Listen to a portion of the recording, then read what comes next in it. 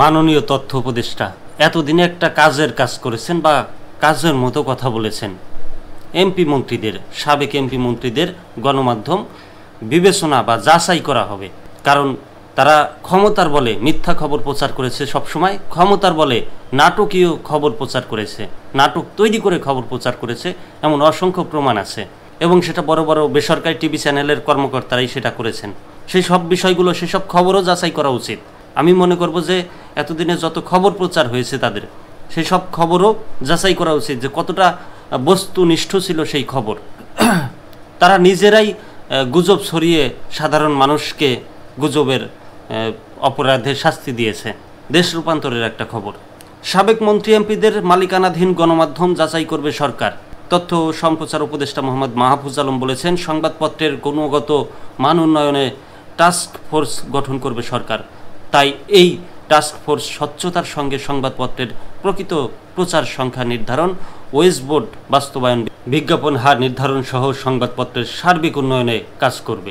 আজ সোমবার তথ্য ও সম্প্রচার মন্ত্রণালয়ের সভাকক্ষে চলচ্চিত্র ও প্রকাশনা অধিদপ্তর অংশীজনের সভায় উপদেষ্টা কথা বলেন।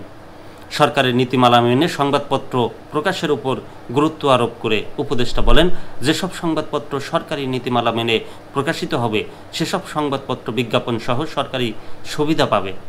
গণমাধ্যম প্রতিষ্ঠানসমূহ টাস্ক দেয় কিনা সে বিষয়টিও যাচাই করা প্রয়োজন। সরকার কোনো সংবাদপত্র বন্ধ করতে চায় না উল্লেখ করে তিনি বলেন, সংবাদপত্র প্রকাশের সঙ্গে সংশ্লিষ্ট প্রত্যেকটি স্তরে স্বচ্ছতা নিশ্চিত করতে হবে এবং বিভিন্ন সংবাদপত্রের মধ্যে প্রতিযোগিতার পরিবেশ সৃষ্টি করতে হবে। তিনি বলেন, বিগত ফ্যাসিবাদী সরকারের আমলে অনেক মন্ত্রী এমপি বিভিন্নভাবে গণমাধ্যমের মালিক হয়েছেন। এসব গণমাধ্যমের সার্বিক অবস্থা যাচাই করে প্রয়োজনীয় পদক্ষেপ গ্রহণ করতে হবে। সভায় গণমাধ্যম সংস্কার কমিশনের প্রধান কামাল আহমেদ বলেন, যেসব সংবাদপত্রের মধ্যে সুষ্ঠু প্রতিযোগিতা থাকবে না সেসব সংবাদপত্রকে সরকারি পৃষ্ঠপোষকতা প্রদান করা উচিত নয়। তিনি ইংরেজি সংবাদপত্রের জন্য পৃথক নীতিমালা করার উপর গুরুত্ব আরোপ করেন। কোনো সংবাদপত্র বন্ধ না করার জন্যও সরকারের প্রতি আহ্বান জানান তিনি। সভায় চলচ্চিত্র ও প্রকাশনা অধিদপ্তরের মহাপরিচালক খালেদা বেগম বলেন, সংবাদপত্র নিরীক্ষা ব্যবস্থা সংস্কার করা প্রয়োজন। ডিএপি যেন চাপমুক্ত হয়ে স্বচ্ছতার সঙ্গে সংবাদপত্রের মান উন্নয়নে কাজ করতে পারে সে বিষয়ে তিনি সংশ্লিষ্ট সকলের প্রতিযোগিতা কামনা করেন।